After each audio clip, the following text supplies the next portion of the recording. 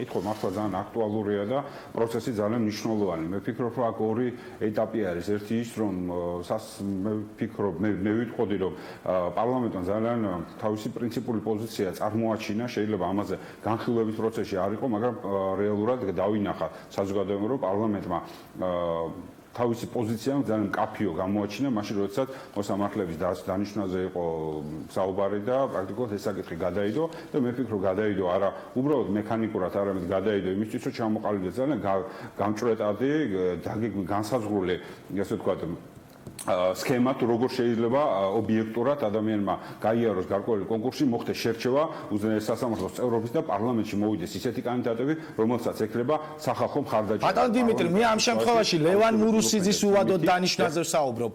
ისია, რომელიც პარლამენტში წარადგინეს აქტივაზე არ არის. აუცილებლად ლევან მურუსიძე ხა დარწმუნებული ვარ და აბსოლუტურად დარწმუნებული ვარ ლევან მურუსიძე რომ ყოფილიყო რომელიმე კანდიდატად თუ რომელიმე პოზიციაზე წარდგენის პარლამენტის ხმა იყო საჭირო აუცილებლად ის ჩავარდებოდა. მას პარლამენტი, ახლა მე რა თქმა უნდა ვერ ვისაუბრებ ყველა სახელით, მაგრამ დარწმუნებული ვარ, რომ პარლამენტის უმრავლესობა მას მხარს არ დაუჭერდა, შემადგენლობის უმრავლესობა. ამიტომ მე ვფიქრობ, რომ მურუსიძის ნარი ადამიანების დანიშვნა კონკრეტულ სასამართლო სისტემაში არის არათუ გაძლიერებისკენ მიმართული ნაბიჯი სასამართლოს როგორც ესეთი ინსტიტუციის ხელისუფლების ერთ-ერთი შტოსი, არამედ დამაზიანებელი მისი რეპუტაციის და ეს არ არის უბრალოდ რეპუტაცია, როგორც პოლიტიკაში არის ხომ, ეს რეპუტაცია, რომელსაც ეყრდნობა სამართალი საზოგადოებაში უნდა გაჩნდეს განცდა, რომ მოსამართლის მიერ მიღებული გადაწყვეტილება არის სამართლიანი, რაც თავარია გამტყუნებული განაჩენის, გამომტყუნებელი განაჩენის, ასე ვთქვათ, ობიექტიც კი უნდა დარწმუნდეს იმაში, რომ სასამართლო სამართლიანია და მურუსიძის შემთხვევაში ეს საპირისპიროდ იმუშავებს.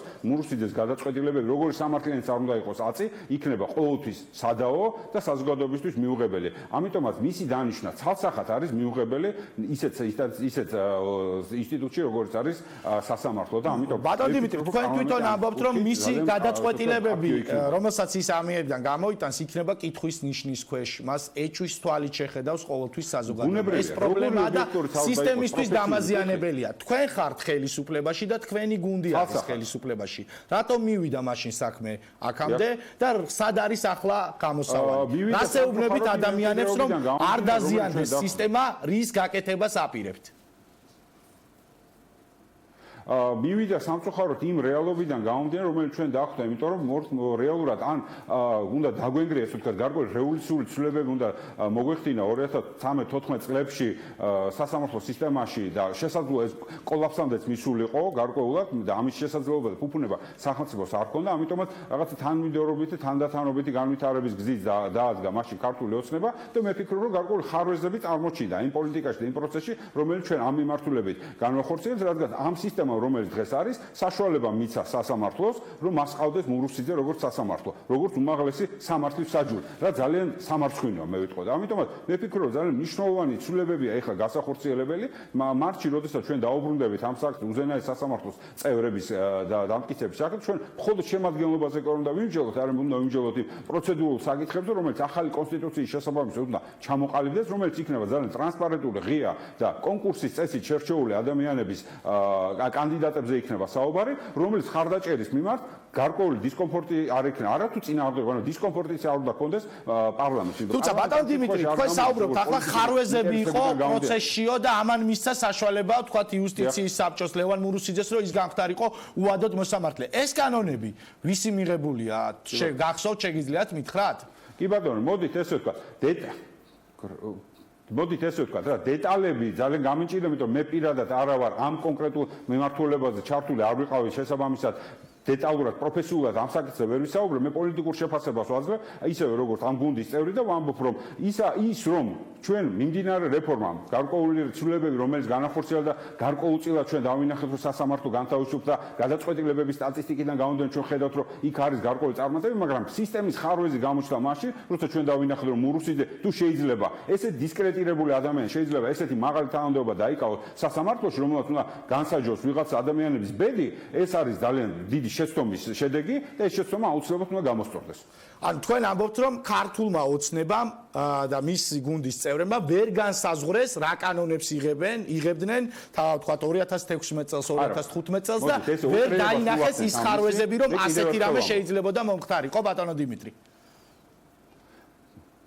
ხო, ალბათ რო დაგვენახა ესე არ იქნებოდა, მაგრამ კიდევ ერთხელ ვამბობ, ის რომ სასამართლოში დღეს გაცილებით უკეთესია მდგომარეობა, ვიდრე იყო აქამდე, ვიდრე ის რაც ჩვენ დახვდა, ის რომ აბსოლუტური უმრავლესობა აღარ არის ეს რომ პროკურატურა გამარჯვებულია საქმეში, არამედ თითქმის სტატისტიკა არის ცალსახად გაუმჯობესებული და ამას ხედავს თითოეული, ასე ვთქვათ, საქმის მონაწილე, ეს ფაქტია, მაგრამ ის რომ ჯერ კიდევ არსებობენ ისეთი მოსამართლეები, როგორც არის მურუსიძე, ეს არის ხარვეზე, ამიტომ ჩვენ ამ რეფორმირების პროცესში მივახციეთ შედეგებს, მაგრამ შედეგებს ჭირდება გამტკიცება, რომ მურუსიძესნაირი, მურუსიძე სიმბოლოა უკვე ნეგატიური მოსამართლის და მურუსიძესნაირი ადამიანები და თვითონაც აღია, რომ მე არ მინდა მურუსიძე ვიყო, თუ რაღაც ესეთი ფრაზა აქვს გუშინ ნათქვა. მაგრამ რეალურად ეს სიმბოლოები, ესეთი ნეგატიური რეპუტაციის მქონე ადამიანები დამაზიანებელია იმ მნიშვნელოვანი პოზიტიურ რეფორმის, რომელიც ამ ინსტიტუტში განხორციელდა და ყველა დამერწმუნება აბსოლუტურად, ვისაც ქონია სასამართლო ხარვეზების მიუხედავად, ტექნიკური, ლოჯისტიკური ხარვეზების მიუხედავად ის რომ გადაწყვეტილებები დამოუკიდებლად მიიღება პროკურატურაში და მაგრამ ისიც ძალიან მნიშვნელოვანი ფაქტია, რომ მურუსიძე გახდა სააპელაციო სასამართლოს წევრი და ეს არის ძალიან მნიშვნელოვანი ხარვეზი. ამიტომ რაღაცა გარკვეულწილად ჩვენ უნდა მივიღოთ გადაწყვეტილებები, რომელიც მოგცემს საშუალებას იმის, რომ მურუსიძე აღარ გახდეს ესეთი თუმცა აქ საინტერესოა, რატომ მივიდა მაშინ საქმე აქამდე, როცა ქართული ოცნებაა ხელისუფლებაში საკონსტიტუციო უმრავლესობით, ის აკონტროლებს ყველაფერს ქვეყანაში, მაშინ თქვენ გვეუბნებით, რომ მხოლოდ შეცდომას აბრალებთ იმ ფაქტს, რომ მოლაშვილის, გირგვლიანის და ასეთი საქმეების გამხილველი მოსამართლე ეს უვადოდ ინიშნება, ეს შეცდომაა მხოლოდ.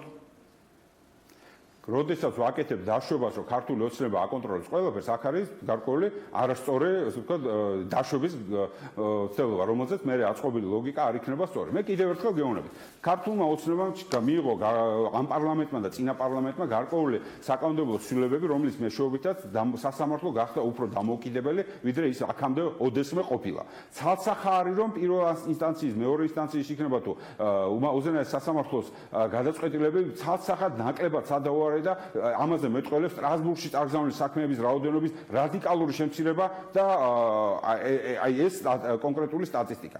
რაც შეეხება არის თუ არა სრულფასოვანი და სრულყოფილი ეს რეფორმა, რა თქმა უნდა არ არის და კიდევ ერთხელ არ მომწონს ის რაც მოხდა, რომ ესეთი ესე ვთქვათ დახურულ სისტემაში მიღებული სია წარმოადგინა იუსტიციის საბჭომ პარლამენტისთვის, რომელიც ცალსახად აბსოლუტური უმრავლესობა დეპუტატებისთვის იყო მიუღებელი და ამიტომაც გადაიდო ეს საკითხი, ესეც არის ხარვეჯი, რომ შესაძლებელია ესეთი მიუღებლობა იყოს იმ გადაწყვეტილების, რომელსაც ახორციელებს ბატონ დიმიტრი, ჩვენ ამ შემთხვევაში ვსაუბრობთ ლევან მურუსიძის დანიშნულზე, რომელსაც თქვენ ამბობთ, რომ შეცდომა იყო, თუმცა თქვენი პარტიის ლიდერი როცა შეხვდა მას და თავმჯდომარე გაგახსენებთ მაშინ მის სიტყვებს, ახლა გადიოდა ბიძინა ივანიშვილისა და ლევან მურუსიძის შეხვედრის კადრები, მან თქვა, რომ ეს ადამიანი მსხვერპლი იყო სისტემის და ის ჯანსაღად უყურებსო პროცესებს. გახსოვთ ეს სიტყვები ბიძინა ივანიშვილის? ხო, არ ვიცი, ალბათ მათ გარკვეული საუბრის შედეგად რაღაცა გარკვეული იმედები გაუჩინა ბატონ ბიძინას და რაღაცა ის მაშინ მახსოვს გვახსოვს ჩვენ ხო იუსტიციის საბჭოს დივნათ იყო და არჩეული. მე ვერ გეტყვი რას ეფუძნებოდა მისი ასე ვთქვათ შეფასებები მაშინ. მე ვამბობ ჩემ შეფასებას ამ კონკრეტული ადამიანის მიმართ, არა როგორც იურისტი, იმიტომ რომ მე არა ვარ იურისტი და მის პროფესიონალურ საქმიანობას ვერ გავжи, მაგრამ რეპუტაციულად ეს ადამიანი ისეთი დაზიანებული, რომ მისი ყოფნა სასამართლოში აზიანებს სასამართლო ხელისუფლებას და სამართლის სისტემას ქვეყანაში. როგორი გადაწყვეტილებები ძაწი არ უნდა მიიღოს მაგან, როგორი სამართლიანიც არ უნდა იყოს თავის მსჯელობაში და გადაწყვეტილებებში, მისი გადაწყვეტილება ყოველთვის გააჩენს კითხვის ნიშნებს. მე პირადად არ მექნება მისი ნდობა. გასაგებია, რასაც თქვენ გვეუბნებით, ერთის მხრივ ხელისუფლების წარმომადგენელი ამ შემთხვევაში თქვენ გვეუბნებით, რომ ეს არის ძალიან ცუდი, სისტემისთვის დამაზიანებელია, მისი ყველა გადაწყვეტილება იქნება ეჭქვეშ, თუმცა ლევან მურუსიძე სააპელაციო სასამართლოში უვადოდ არის დანიშნული. ეს არის ფაქტი და მოცემულობა, რომელიც დღეს გვაქვს. რაც შეეხება კიდევ ერთ მნიშვნელოვან თემას, ეს არის ეკა ბესელიას საპარლამენტო კომიტეტის თავმჯდომარე. კიდევ ერთხელ გავიმეორებ ამ საკითხს. ძალიან მნიშვნელოვანია. რეფორმა არ არის ხარვეზების გარეშე არც ერთი. სოფლიოში არ არსებობს ხარვეზების გარშემო. ის რომ სასამართლო სისტემა მეტნაკლებად კი არა გაცილებით თავისუფალია, ვიდრე აქამდე ოდესმე ყოფილა საქართველოს ისტორიაში. ეს არის ფაქტი, მაგრამ ის რომ ამ რეფორმას მოყვა ხარვეზები, ესეც არის ფაქტი. ეხლა ჩვენი ამოცანა არის, რომ ამ ხარვეზების გამოსწორებაზე ვიზრუნოთ, ისე რომ არათუ შემადგენლობაზე და ცალკეულ ინდივიდებზე კონდეს საუბარი და მსჯელობა, იმიტომ რომ გარკვეულწილად ესე ვთქვათ, წინა პერიოდში მომუშავე ყველა მოსამართლეს გარკვეული ხარვეზია დარწმუნებული ვარ და ყველასაა გარკვეული. თუმცა ბატონო დიმიტრი, ფაქტია, თქვენ საუბრობთ რეფორმაზე, ხელისუფლება ამაყობდა სასამართლო რეფორმის რამდენიმე ტალღით. თუმცა ფაქტია ის, რომ ისეთი რეფორმა გაატარეთ, რომელმაც მოლაშვილის, გირგვლიანის და სხვათა საქმეების განხილვად მოსამართლეს მისცა საშუალება, რომ ის უვადოდ დანიშნული იყოს სააპელაციო სასამართლოში. ასეთი არის ამ რეფორმის შედეგი, რომელზეც თქვენ ახლა გვესაუბრეთ. არ უნდა დამისვათ კითხვა, მე გიმეორებთ ერთ და იგივე პასუხია ყველა მაკითხვას. რეფორმა არ არსებობს ხარვეზის გარეშე. ჩატარდა რეფორმა. თუმცა მე დავაზუსტე რანაირი რეფორმა გატარდა, ბატონო დიმიტრი. ამ რეფორმას აქ მე დავაზუსტე როგორი რეფორმა გატარდა. ამ რეფორმის შედეგი არის ეს თქო. მე დავაზუსტე ჩატარებულიყო ეს რეფორმა, შეიძლება ყოფილიყო სასამართლო სისტემის კოლაფსი.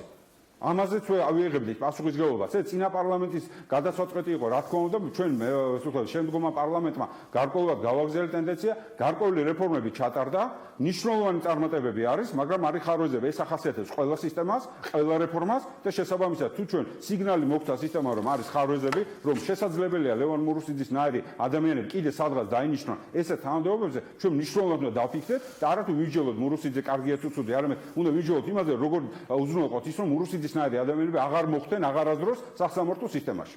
აი ეს არის და რაც შეეხება გუნდის შიგნით არსებულ დაპირისპირებას. ძალიან ნეგატიურია. ბატონ დიმიტრი, ეკა ბესელია დატოვა კომიტეტის თავმჯდომარის თანამდებობა და სოფოკილაძემ განაცხადა ასევე პარლამენტის თავმჯდომარემ, რომ ის სია, რომელიც იუსტიციის საბჭომ წარმოადგინა პარლამენტში, არაფერ შუაში არ არის ბესელიას წასვლასთან და ის ცდილობს, რომ ასე ვთქვათ, მიიკეროს, რომ თითქოს ამ თემის გამო ტოვებს იურიდიული კომიტეტის თავმჯდომარის პოსტზე. რა ხდება ქართულ ოცნებაში? სოფოკილაძემ თქვა, რომ გუნდმაც იცოდა, რომ ბესელია უნდა წასულიყო. რა იცით თქვენ პირადად? რა თემის გამო მოხდა ირაკლი კობახიძესა და გუნდის ლიდერებს შორის ასევე ეკა ბესელიასთან დაპირისპირება? რატომ უნდა წასულიყო ბესელია? მე ჩემს პოზიციას გეტყვით, ბუნებრივია ყველას მაგერად ვერ ვისაუბრებ, მე მავიგე რამდენიმე საათი, თორსდება 2-3 საათით ადრე ისიც საინფორმაციო წყაროებიდან, რომ ბესელია, ეკა ბესელია გააკეთებს განცხადებას გადადგომასთან დაკავშირებით, მას მერე იყო ჩემთვის ეს ცნობილი, მე არ ვიცი მანამდე თუ იყო ამაზე საუბარი.